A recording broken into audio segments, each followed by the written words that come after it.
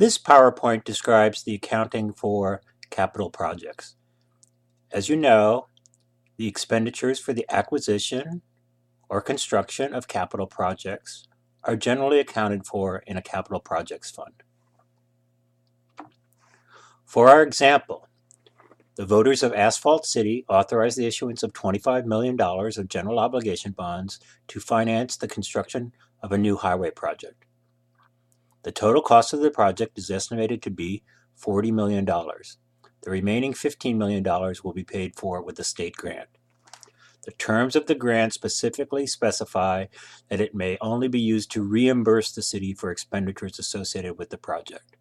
So recall from our accounting for grant revenues that a grant structured as a reimbursement has special accounting requirements. Under the terms of the grant and the city's accounting policies, the project will be accounted for in a capital projects fund dedicated exclusively to this project.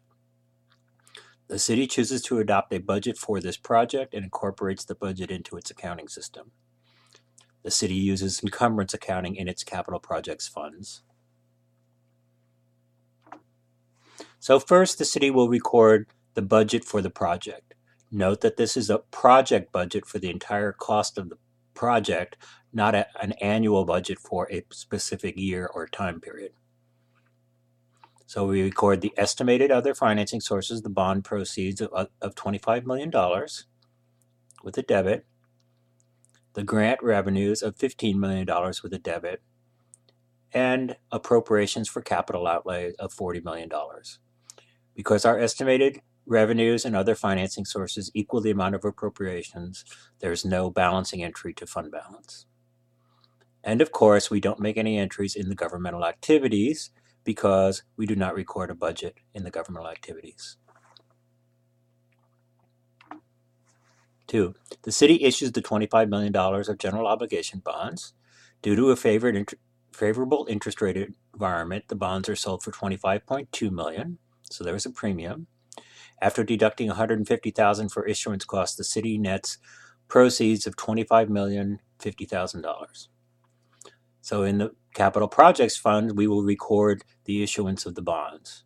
Remember that we record the issuance of bonds that are dedicated for capital project spending in a Capital Projects Fund. So we recognize the cash of $25,050,000.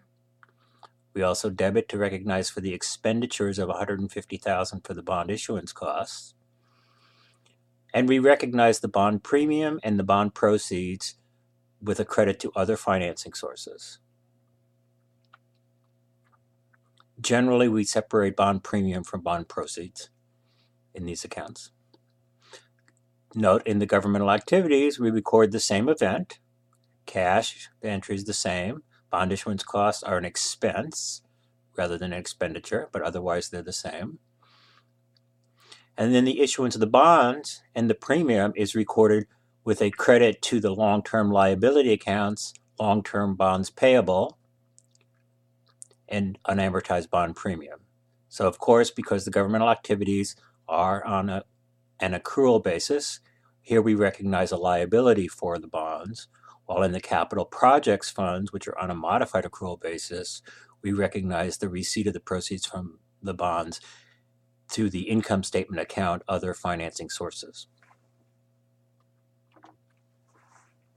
Okay, under state law and the charter, the city is required to transfer the full amount of any bond premium to its debt service fund to be used for the payment of principal and interest on the bonds. So in the Capital Projects Fund, we record the transfer out of the $200,000 of premium to the debt service fund. And in the debt service fund, we record the transfer in of the $200,000 from the Capital Projects Fund. Note that there are no entries in the governmental activities because both the Capital Projects Fund and the debt service funds are part of the governmental activities. Therefore, this transfer is internal to the governmental activities and does not affect its accounts. The city signs a contract with an estimated total cost of $18 million for materials and services related to the cost of the project. Note, the city has not yet received any of the materials and services associated with the contract, so it cannot yet recognize any expenditures associated with the contract. But because it does use encumbrance accounting, it will note that there is a claim against the appropriations in the amount of $18 million through an encumbrance entry, debit encumbrances, credit encumbrances outstanding. Again, there's no entry in the governmental activities because we don't use the budget accounts in the governmental activities. The city receives $10 million in cash of its grant from the state. And remember, proceeds of the grant can only be used to reimburse the city for eligible project expenditures. So under our rules for accounting for grants, the city cannot recognize the grant revenue until eligible expenditures have been incurred. So in the Capital Projects Fund, we record the receipt of the cash and then also credit the liability account deferred revenue for $10 million. The entries are the same in both the Capital Projects Fund and the governmental activities because the rule about the recognition of grant revenues for reimbursement grants is the same for both the modified accrual Capital Projects Fund and the accrual governmental activities. The contractor completes the first phase of the work and bills the city $15 million. At the time the city originally signed the contract with the contractor, this phase had been estimated to cost $14 million. All of the $15 million in expenditures is eligible for reimbursement under the state grant. So in the Capital Projects Fund, we record the expenditures of $15 million for capital outlay and an account payable of $15 million for the amount billed. We reverse the encumbrance that we previously recorded for this phase of the contract, and we reverse it at the originally estimated amount, not the amount that it actually costs. So this undoes $14 million, that portion of the encumbrances we previously recorded.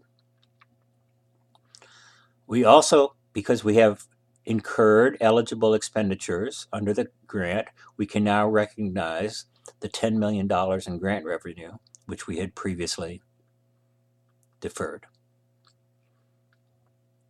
The entries in the governmental activities are the same except one, we don't have any encumbrances accounts, so we don't reverse the encumbrance accounts. Also, the expenditure for the capital project is not recorded as an expenditure in the government activities. It is recorded by the acquisition of a capital asset, in this case called construction work in progress, because our project's not completed yet. So we debit construction work in progress and credit accounts payable. And we also have to recognize the previously deferred revenues because we had deferred them in the governmental activities as well.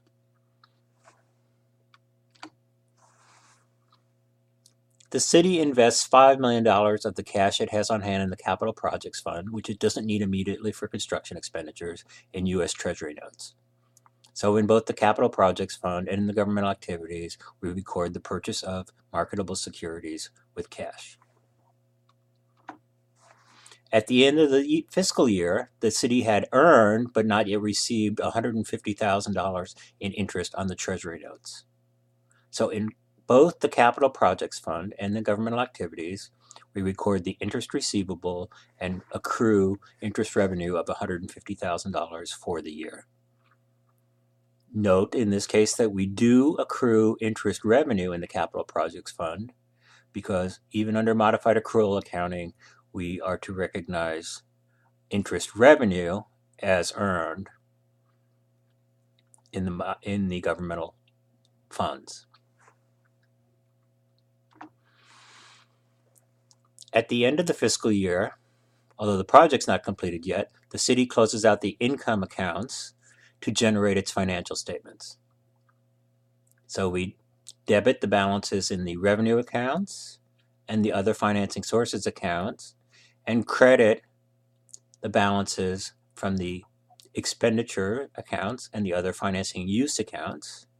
And the balancing entry goes to fund balance, in this case restricted because all of the money in the Capital Projects Fund is restricted. It's restricted for capital purposes.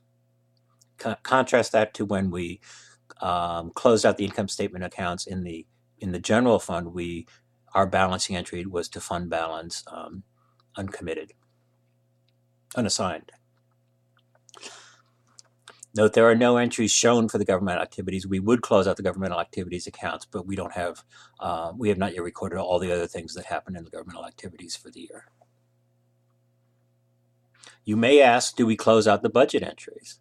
Well, again, that depends on the accounting policies of the city. In this case, we adopted a budget for the entire project, not just for the first year.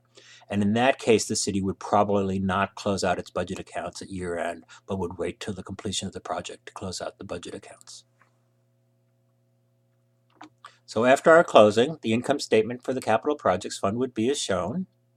Note that we've got a fund balance at the end of the year of $20 million because we brought in more money in revenues and other financing sources than we used in expenditures and other financing uses.